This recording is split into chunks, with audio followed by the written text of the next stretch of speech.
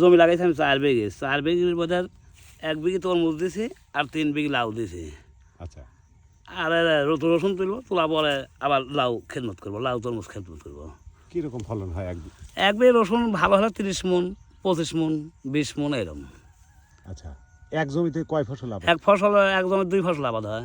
এই তরমুজ রসুন তোলার পর তরমুজ হবে, লাউ হবে, ওইগুলো আবার যত্ন করবো। এর আগে ধান লাগাইছিলেন? এর আগে ধান আছিল, আমন ধান আছিল। ওই আমন ধান লাড়া দিয়ে রসুন লাগাইছে। রসুন লাগাইনি পরে ভিতর দিয়ে আবার লাউ লাগাইছে। লাউ লাগাইছে, কত তরমুজ লাগাইছে। এইসব। আপনাদের এই এলাকায় মাঠের পর মাঠ কেমন আবাদ হয়েছে? ও বহুত, বলেন। ও হাজার হাজার বিঘে আবাদ হয়েছে। আবাদ হয়েছে।